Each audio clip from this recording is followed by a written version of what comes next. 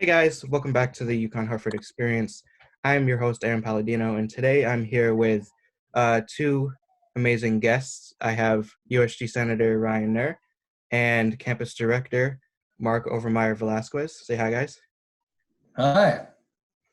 But yeah, Hello. tell us a little bit about yourself, guys. Go ahead. Mark, would you like to go first? Oh, sure. A little bit about ourselves. So I'm your UConn Hartford Campus Director. I'm also a professor of history and Latinx and Latin American Studies here at UConn. I've been at UConn for, I think, going on 16 years now. And so when UConn had the wise decision to move back to Hartford in 2017 and started as the campus director.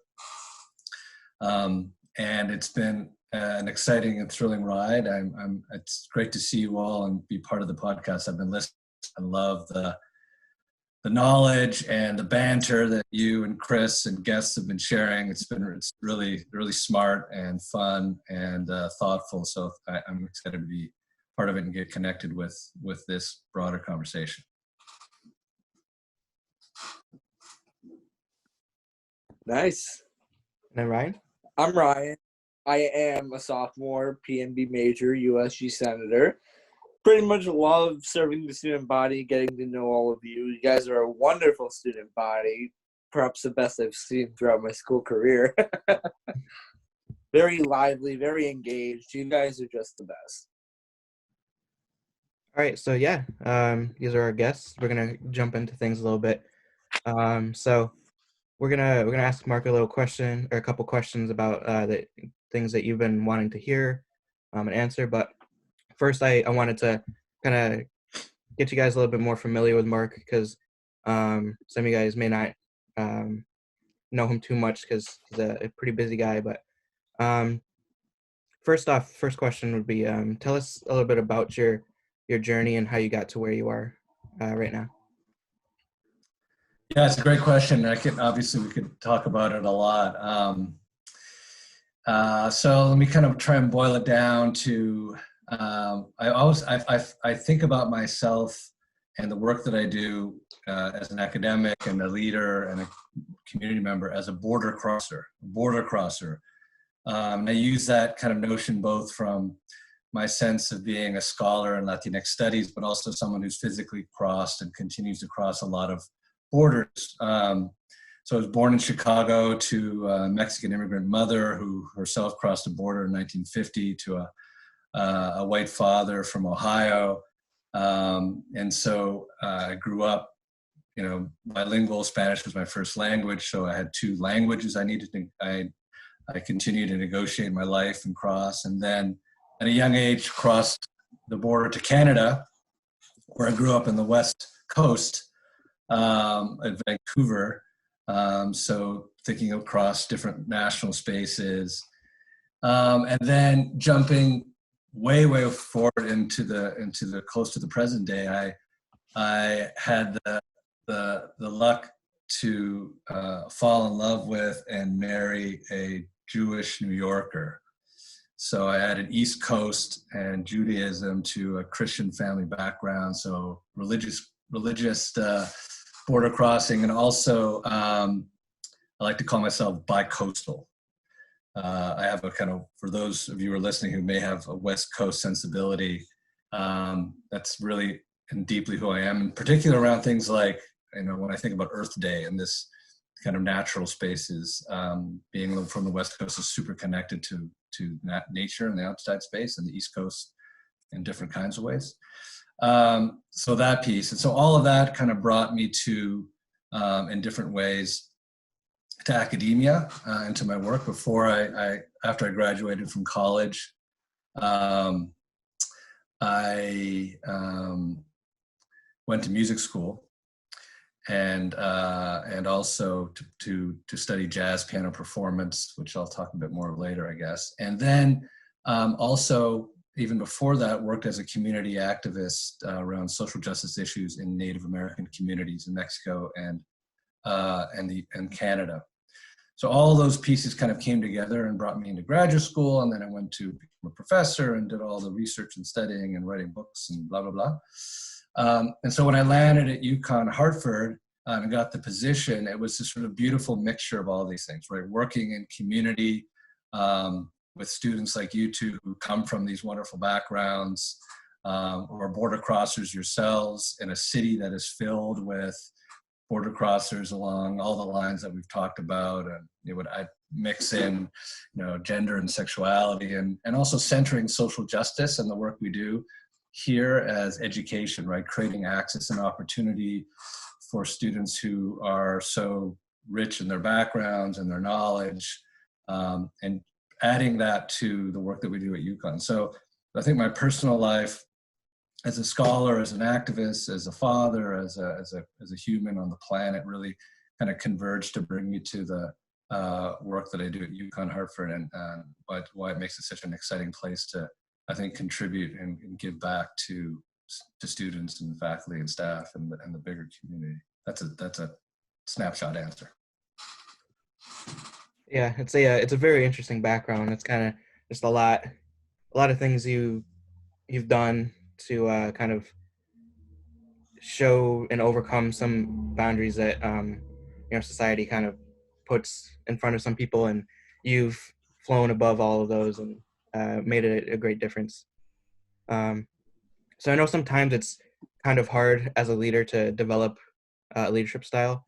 How did you develop your leadership style, and kind of what it is? Also, how would you describe your leadership style at the moment? Yeah, it's at the moment is a good question. First, can you hear me okay? Yeah, cool. Yeah, we can hear you. So I think my leadership style is constantly evolving. I wasn't, wasn't born into positions of leadership, but had to learn them along the way, and had some really great mentors, people who were generous enough to teach me how to be a leader, and also obviously looking to models for leadership. I think in a way it boils down, as I mentioned, I went to music school. And so a lot of the ways, and certainly in my teaching and in my leadership, I think about jazz. I think about jazz as a way of being in the world and as a way of leadership. And with that, I mean, I don't know if you all are musicians. Are you either of you musicians? I am not. I'm not, but right. I enjoy music a lot. Right, but you listen and love music. So jazz is a form of music that is kind of, for me, radically about listening, about teamwork, and about democracy. Right, it's about having a skill, your instrument, and a kind of excellence around a way of playing, but also knowing that it's a musical form that only works if you listen to others, only works if you create an opportunity to open up and create a community where people are playing together. So that way it's collaborative, it's connected, it's empathetic, and it's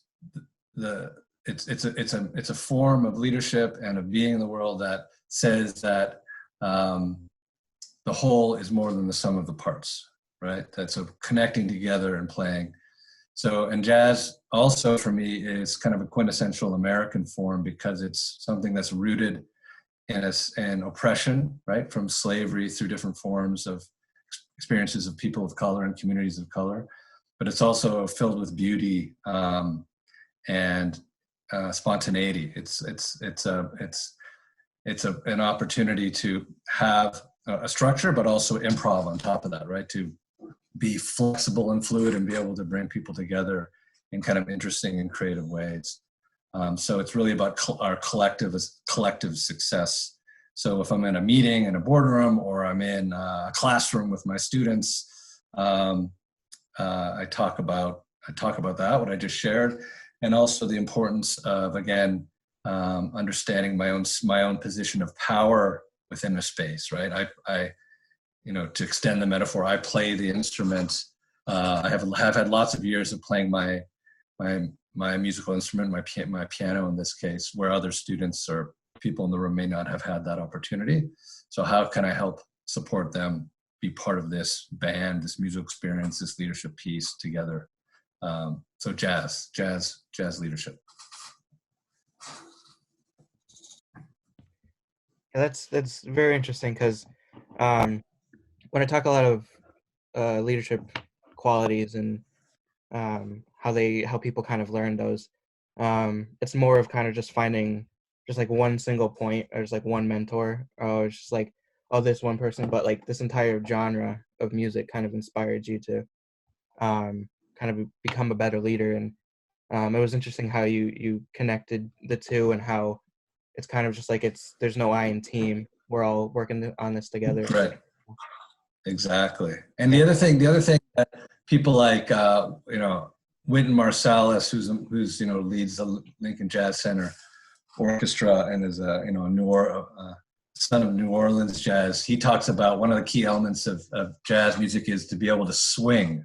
In other words, if you're right, it's not you're not just playing music, but you're making music. That there's a kind of harmony. There's sort of almost like if it's really good, it's like a spiritual transcendence where you're all connected, and there's this sort of beautiful flow of who you are and are together as a group. So the kind of swinging piece, that kind of joy of being together and creating something, co-creating something, is really important. Interesting. That's a very unique experience you have with jazz music and leadership. One that very few people have. It's unique, but it's also something we all share, right? We all love connecting with other people, and get a pleasure and a sense of satisfaction of doing that work in community. So that's just my take on it, right? Ryan, you have yours. Aaron, you have. So yeah, as mentioned before, you are a pretty busy guy. What's one pretty big project that you're working on that you're excited to show the UConn Hartford students?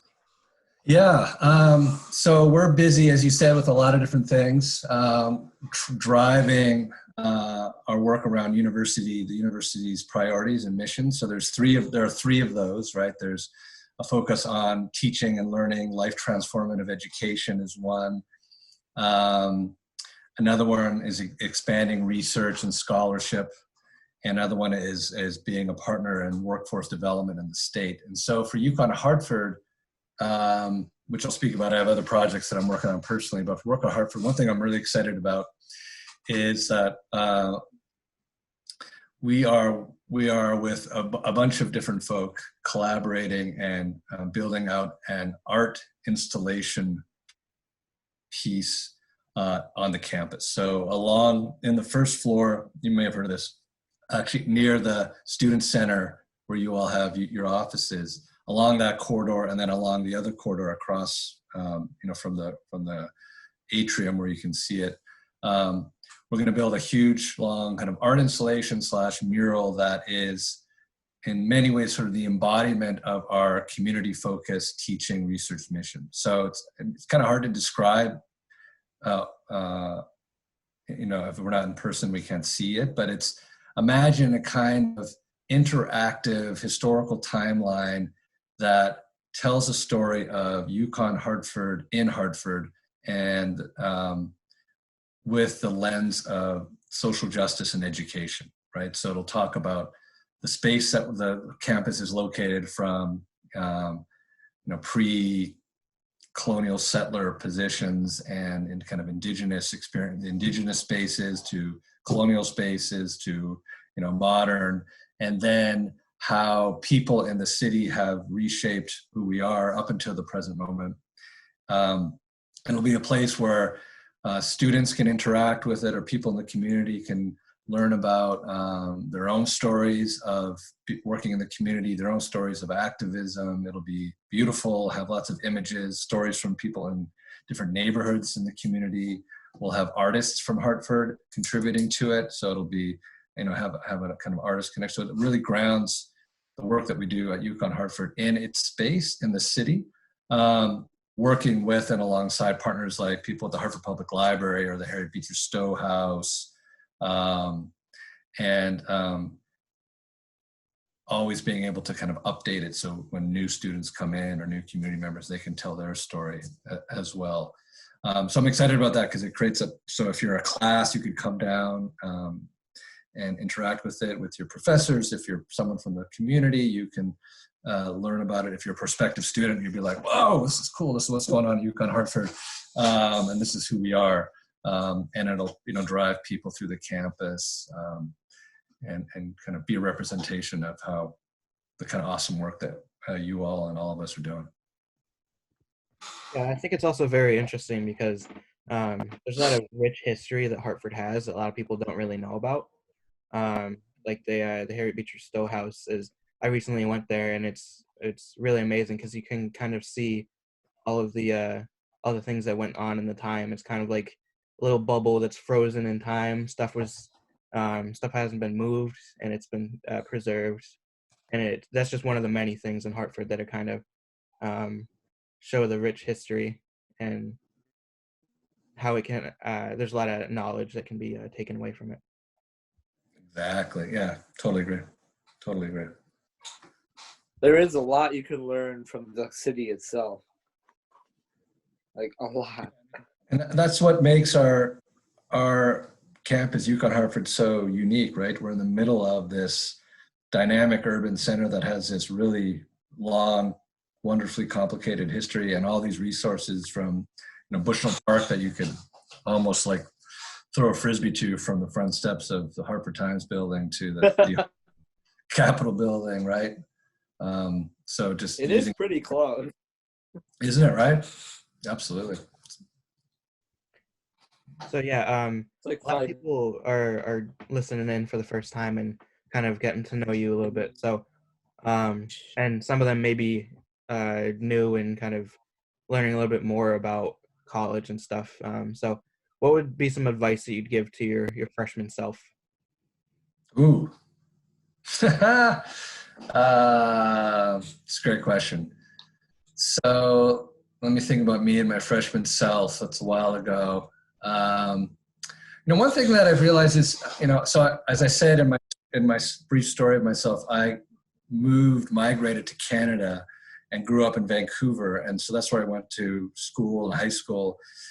And in Canada, unlike the United States, most people go to school right in their hometown. There's no kind of let's think about leaving the state or even going far away. So I never had the experience of, applying to different colleges. There was sort of one game in town for me, which is the University of British Columbia. And furthermore, it's interesting, as we know, nearly all of our undergraduate students at UConn Hartford are commuter students, right? We don't have dorms. I also lived at home. I commuted to school because that's kind of what we did. It was saved a lot of money for my family. I wasn't too far from campus, so I went in.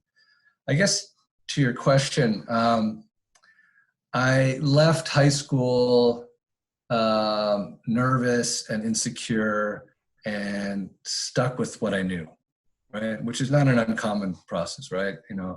Most of my friends from my high school went to University of British Columbia. I stuck with them. And I think I was both kind of socially and intellectually nervous about getting out of my comfort zone. And not until much later. And I talking with you all and knowing your classmates, it always strikes me how way far ahead of you are than I was when I was 18 and 19. Just the kind of level of confidence and knowledge, like even having this podcast really demonstrates so much, kind of forethought and thinking outside of yourself and kind of ways of connecting the community in really useful, productive, kind of creative ways. So I kind of followed along for at least my first year and a half, even 2 years. And so my advice would be to try and get out of the comfort zone and feel like, you got this. I'd say, Mark, you got this, right? You can take courses that other people are not taking. You can make friendships that are not, connect with people who are outside of what is super, super comfortable and easy. And I eventually did that. it took me a while. I was, a little slow to the game. But I don't regret my life and my trajectory, because I think it ended up nicely in a lot of ways. But it strikes me that as a kind of way of thinking about college students from the get-go, about the kind of opportunities. It's such a rich opportunity to meet other people from other places and do different kinds of ways of thinking and being. So that'd be one piece of advice. Probably think of others. Maybe there was a girlfriend I shouldn't have dated or something, but I don't want to get in. Yeah, that's definitely what I encourage a lot of people to do. So whenever we have some tours, or I'm talking to a couple friends that are graduating high school, I'm always just like, get involved, leave your comfort zone, because that's probably like one of the best things you can do. It's the easiest way to get to know yourself and other people's a little bit better. Because college is a time where you're kind of still learning about yourself. I'm still learning about myself Absolutely. a lot, and kind of getting into these projects and getting involved with the communities kind of helps you grow and learn a little bit more. Mhm. That's what Exactly. I agree with you on that. Yeah. Yeah. There's a lot to there's a lot going on, especially for a freshman who's coming into college. They're very nervous, and it's a completely new experience. I'm sure all of us at some point were like, okay, yep, I'm nervous. Yeah, it is nerve-wracking. And to Aaron's point, the whole, getting to college in the first place is such an amazing feat, right? Especially sure. getting into UConn, I think is just such an impressive achievement in and of itself. And I think getting out and then once you get there, to get out and getting into the community and reflect back on what you're doing in the college is really critical. And one thing that was really transformative for me, which isn't necessarily an option for everyone, but certainly should be, was to do a study abroad program. So I literally got out of my comfort zone. I went and studied abroad, and left all my friends and the comforts behind, and had to kind of figure things out. That was really. Where did you go? I went and I lived in Germany, in Freiburg and Breisgau, for a year. Oh. And I studied German. I traveled and hung out, and and learned a lot. And I mainly learned not being stuff I did outside of college. For example, I grew up playing soccer, so I'm a soccer player, un jugador de fútbol. But when I was in Germany, a friend of mine asked me to play on a rugby team. Oh. I ended up playing. I was much more fit back then, so I played in the 3rd division German Federal Rugby League for the city. I played flanker, which is the guy who's outside the scrum and gets the ball and just runs like hell and tries not to get squished. But it was just this wild ride, and nothing I'd ever done before. And playing rugby is far from comfortable in every meeting. But it connected me to a whole bunch of things. I never played rugby after that because it's a crazy sport. But it was an example of kind of moving out of that zone. All right. So yeah, kind of shifting topics a little bit. We're all in quarantine, unfortunately. But what's one thing that you kind of miss from the pre-quarantine life?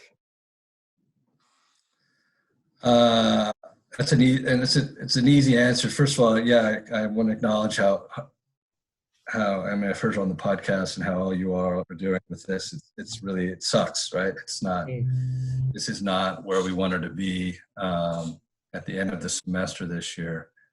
I miss mi gente. I miss my people. I love my family. We're doing a good job here, hunkering down at home. But as I said, going to campus and seeing my friends and seeing my colleagues at work and all the other people, it's really, while I appreciate the technology to connect with you all, there's something kind of not only sort of antisocial in a sense that there's no, I don't get as much energy back from being in these spaces, right? When I'm with people in person, there's a kind of energetic connection that feeds me. I'm a kind of introvert extrovert, so I love being alone and doing my own thing, but I also need that re-energizing of being with people and in spaces. So I really desperately miss that. Yeah, that's definitely one of the things that I miss the most too. Even though I'm still working, it's kind of like I still get that connection. It's kind of not the same because most of these people I don't know, and Right. it's interesting, but that's one of the things I definitely want to go back to, and I'm excited to kind of do again. How about you, Ryan? Right. 'Cause I could imagine your conversations at work are kind of short, or people don't want to hang out and Yeah, chat. it's some of them For me, are awkward. Yeah. for me, I would love to go, but like when the virus calms down, I'd love to go out and socialize with people, go to restaurants, go to the park. Well, when it's a lot less, or when it gets more crowded, but restrictions are lifted, and just go out of town, go into the city and explore, meet new people. New York's like a 2-hour ride by Metro North, and students get to go for $10 with the U Pass. So Nice. I'd recommend that to everyone here, and it's always fun to go explore, meet new people, and try street food. Nice. Sure, yeah. So I kind of jumping into the questions that the students were asking. Right. So pretty much there's a lot of questions basically about quarantine and how it's going to affect us and how we're going to change from this. First question, it's about the universal pass or fail, because we are on choice pass or fail, and this concern was because not a lot of students are on the same playing field as the other ones, and whether it be internet or responsibilities that they have. They were asking, will there be a universal pass or fail, or it's just going to be choice? Yeah, that's a really good question, and one that I've been thinking about and speaking with my colleagues about. I mean, first, people should know, if they don't already, that there's all the details about the pass and fail are on the registrar website, right? To get all the kind of details about how to ask for a pass fail versus a letter grade. That the deadline has been extended about withdrawing from a course or placing a course on pass fail to May 1. So those things are pieces. And of course, always students should check with their advisors before they do anything, just to make sure it fits not only with their year, but also how that fits with their major or their course of study. So I totally hear the question about kind of how different students may benefit more than others from this kind of the kind of choice versus universal. And I think that works at smaller institutions where we don't have professional schools or certificate programs that require students to have grades, right? So if you're in a certain kind of program that requires a grade, you need to keep your grade versus pass fail. I know from conversations that there's a range of opinions about this from students, and how some really want to be able to have the choice and some others don't. So I guess the challenge is how do we do that at a large university with different students? And the answer is we have to give a choice. And the problem is it has to be made by individual students in consultation with their advisors to figure out what's the best option for them.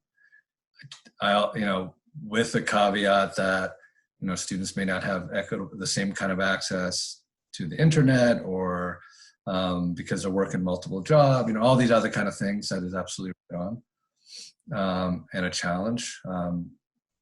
Doing a universal pass just won't work at UConn, unfortunately. So some people are going to benefit more than others. My hope is that moving forward, people will understand that this time and give this time a big slice of grace, so it doesn't impact students, unfairly. It's sort of a yes and answer versus yes or no. With regards to pass fail, how does pass fail come into play when it comes to GPA calculation? So that also, there's a series of answers to the questions on the website. So rather than getting into it here, I think that'd be, and again, so check the website. If you have questions, check with your advisor who can kind of situate the questions within your own particular course of study, right? And Sounds good. I'll make sure to link the website and any of the descriptions that I put this on, because it'll go on Spotify and we're uploading. Thanks. Yeah, that's super helpful. Thank you. And a lot of our, since we are a commuter campus, there's a lot of questions around parking and whether spring parking pass will be reimbursed or not. So yeah, what's your kind of thoughts on that? Yeah, no, it's a good question, one that the university has a response to. Again, the shorthand is that the website park.uconn.edu has information that, as I understand it, prorated parking permit refunds are going to be credited back to the original source of payment, so whether credit card or debit card, and then others will be issued as a refund from parking services. So in that on that website, park.uconn.edu, there's an email as well, parking services at uconn.edu. They're the ones who deal with parking questions in particular. So refunds should be coming, and if there's not, that's where you should follow up. Thank you very much, Mark. Yep. It must be like very refreshing for a bunch of the students, because a lot of majority do drive, and then there are some of the UPass. But let me give a plug out for the bus. I know a bus does not work for some of our colleagues and students for sure because of schedules and times. But just as someone who takes the bus most of the days, this past semester, for example, I jump on the bus. It works for me because I live relatively close, but and for you, it's free, or it's paid for with your fees rather. So, and it's also good. And a day away from Earth Day, I just want to give a plug to mass transit as a good way to help the planet. But yeah, taking the bus, it allows me to kind of get in that headspace for a little bit, kind of just like, I don't have anything to worry about. The only thing I need to worry about is pulling that cord when I need to get off and everything. And it's a great time to kind of answer any emails, kind of look at, anything, just take like a time to debrief after content. yeah, I totally agree. I do the same thing. I, do my news reading, check in emails, and I have like a Spotify, depending on what my first meeting is, it's like the chill Spotify list. Or if it's something I got to get more focused on, maybe it'll take it up a notch. And then you get to walk through, and then Mike drops me off across from the old State House on Main Street. So then I have like this, whatever it is, 5-block walk, in the mix of other people. So I get this nice good hit of Hartford folk, and it's such a cool city. So they're kind of connecting to campus that way. I love. Yeah, for sure. For me, when I'm on the bus, it's just turning on my headphones, just relaxing, looking at my calendar for the day, and just looking at the meeting agendas if they were posted in advance, and just it's some time for yourself. You just don't worry about finding a parking spot in the garage, or just And Nice. Mark, I agree with you about once you step off the bus. I take the 906, and I get off at the convention center. And it's just nice to see everybody walking to work or just class. It's good to see. Yeah. So another kind of issue that a lot of students were kind of raising questions about is professors and how they're how fair or unfair they're being. So what do we do if a professor is being unfair and overloading us with a lot of work? Yeah. So let me take a step back on that and say that this time and learning online and this transition that we've taken all so quickly is far from ideal, right? It's not the model that we signed up for as professors and teachers. You all didn't do it. You didn't come to UConn Hartford to learn online. So there's all these problems with that and far from ideal. So that's one. Also, this kind of happened all of a sudden, right? It was like last summer, we're like, okay, in the middle of the semester in 2020, you're all going to go online, so we're going to prepare and This was, we're kind of, fixing the airplane in mid-flight kind of thing. As you know, there's our professors. There's a whole range of abilities when it comes to the digital realm, and some are super adept at this and able to kind of put together courses really quickly. Some have already done this. Some had no idea what Blackboard was, right? No Husky CT, and so and could only use emails. So I think there's a kind of position of being patient and giving grace and both for the professors and for you all in this period. Hence things like the pass-fail options and et cetera, and just acknowledging that this is far from ideal. That is, at the same time, I think our faculty are doing an amazing job of getting this up and running in the first place, which is really hard. That said, all the other kind of general rules still do apply. If you feel like your professor is unfairly treating you for whatever reason, if there's too much of this or not enough of that, there's a couple, first, take the responsibility yourself and write a courteous email to the professor saying, this is how I'm feeling about this and wondering what you can, if this is a concern for me, it may be a concern for other students. So I would do that. If that doesn't yield the kind of response you want, you could write my colleague Katie Martin, the Director of Student Services for UConn Hartford, who can help facilitate kind of next steps. And that may mean she may be in touch with the professor or help you kind of think it through or find other ways for you to connect with people in the department, et cetera, et cetera. So that's always, I should say also from the get-go, anybody, you all or anybody listening to this ever wants to reach out to me, I'm always accessible, certainly via email. And as Ryan knows, and Aaron, you may know as well, sometimes, and when we're on campus, I kind of hang out in the atrium or place. And my point there is just for people to be able to connect and reach out. So that's always an option too. You'll usually find Mark on the couch somewhere. I'm always the couch, yeah, watching Netflix, hanging out, exactly. Yeah. No, but I might not, most of the time I won't know the answer because my brilliant colleagues in student services and elsewhere, they're the ones. So I'll just say like, yeah, this is with whom you should speak about X, Y, or Z, right? So that's also an option. Yeah, for sure. And definitely, if you guys are listening and you're having some issues, don't be afraid to kind of ask questions because we're all doing this together, and it's definitely a troubling time. Mark's a nice guy. He doesn't bite. I don't know. Yeah, so there's definitely resources out there. So make sure to use them because they do help out a lot. And another question is kind of a double whammy here because they kind of feed off each other. They're asking about some things you're working on to make things a little bit more comfortable for the students, and then kind of like mental health and how it the other kind of resources we can reach out to and kind of see because this is such a troubling time where everything's shifting so fast, and especially because like finals and all these like maybe work and stuff or other responsibilities. So what are some kind of resources that you can kind of list to help out with comfort and mental health?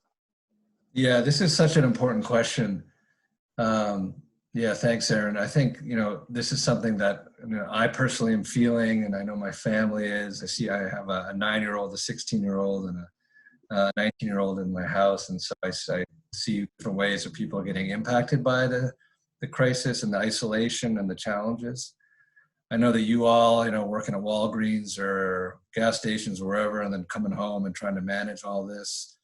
And then, home situations may or may not be ideal.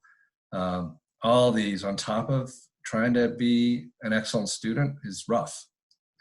And I know in particular, students who have less resources and more challenges, if they can't get online or whatever it is, this is just adding to it. I think we're learning a lot from about what this crisis is doing, impacting our communities in a lot of different ways, in some ways increasing the kind of inequities that we see, whether it's in communities of color or, first gen or other communities. So it's such a real thing. So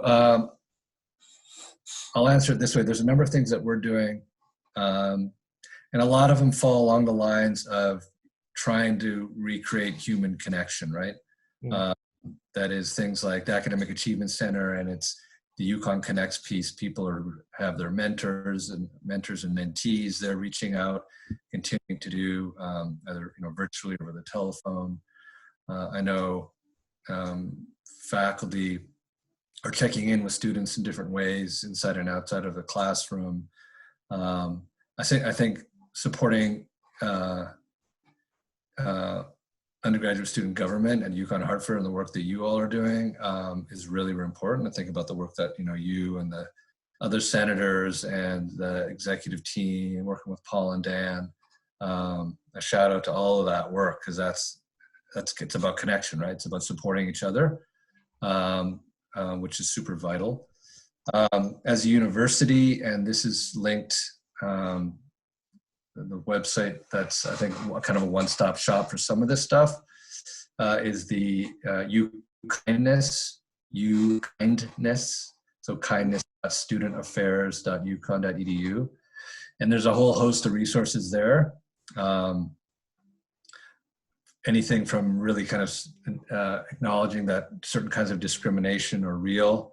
So acknowledging some of the extra challenges and oppression, for example, for our Asian American students, and the kind of xenophobia that we're seeing, and against foreigners more broadly, but against those folks in particular.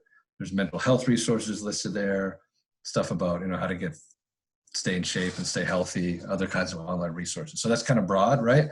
And the mental health piece, I think, the piece about the UConn Hartford not having the resources, kind of equitable resources. So we had a case manager and a mental health support professional who left for another job. So we're in the midst of finding another central person for more directly.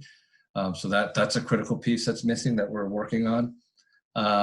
We still have a lot of great connections through stores and other resources that students can draw on through their advisors, through student services more broadly. So that they're always ready, and they know how to connect you with certain mental health supports, whether it's at the university or in your community. That's key.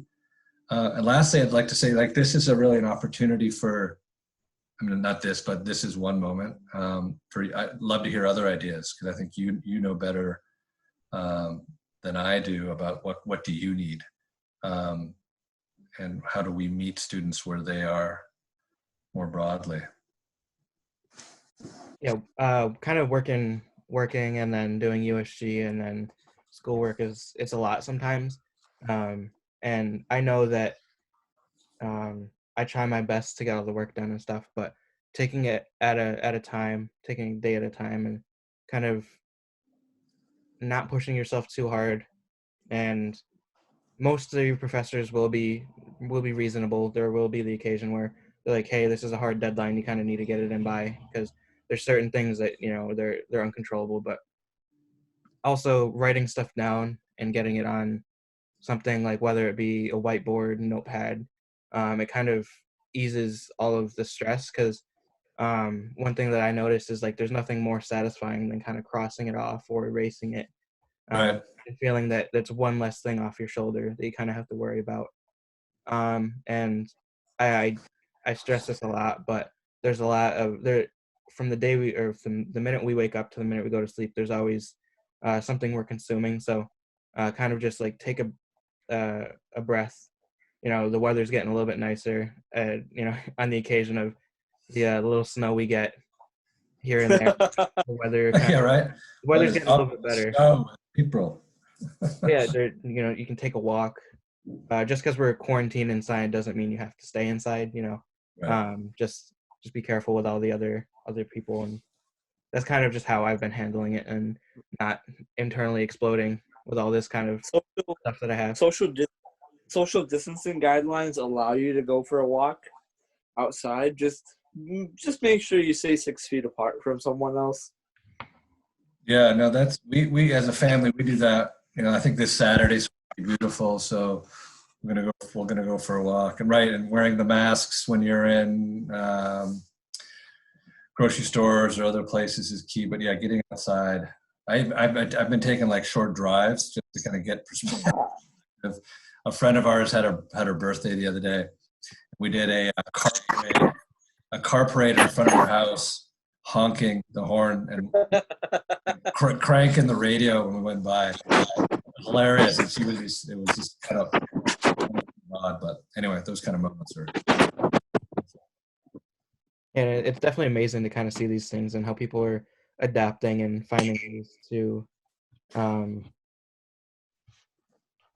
fix the issues kind of. So it's just like we just drive by and everything, and that's been happening a lot with a lot of the teachers around in the area. They've been driving by, honking the horns. They got stuff written on their cars, and it's Nice. super sweet and wholesome. People are Yeah, very creative lately when it comes to social distancing. People have been really creative by going outside, staying 6 feet out. The car parades, those are actually pretty cool. Yeah. Yeah.